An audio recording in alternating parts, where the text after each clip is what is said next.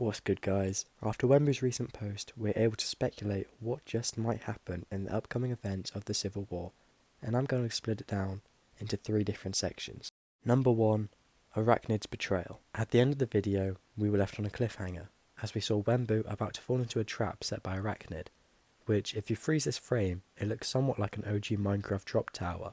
Obviously this means that Arachnid had always planned to betray Wembu, hence why he made him royalty as soon as possible just to gain his trust. However, to become a traitor to one of the most powerful players on the server is confusing, especially before such a large event in the war. We now see that the Civil War is no longer Parrot Kingdom versus Cindercrest, but now with an additional separate army Arachnid has been building. This further presents the actual reason why he joined the war, to become king himself. We can also see this in his final demand to Wembu, telling him to kill as many from both teams as possible. We saw that Wembu didn't give up his totem to the leader of the spiders, and will most likely survive the trap. However, this will not stop the inevitable revenge that he will seek. Now that he won't be able to get Eggchan the formal way, which was previously discussed, I believe his first plan of action will be to steal him back on his own. This will ultimately free Wembu from any alliance he was previously a part of, and allow him to fight for whichever side of the war, or just step away altogether. Number 2, Parrot's confrontation. Whilst Wembu's watching on from the top of Capital City, we see Parrot attempt to arrest Saparata. This would have worked if Wembu did not begin his numerous orbital strike cannons across the city.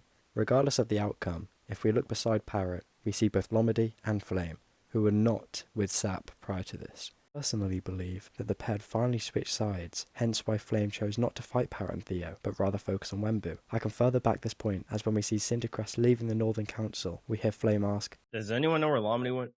without a reply from him.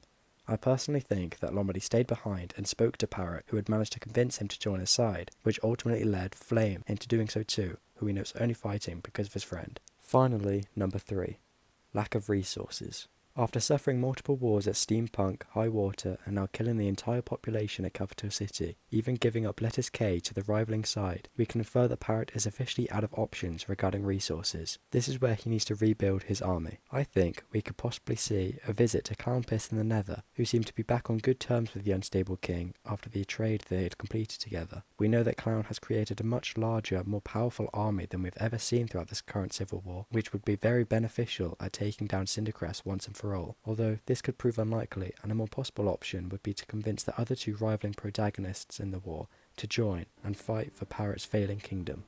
If this video is worth your time, please let me know, and I could present my ideas on how I think Spoke will be dragged into all of this.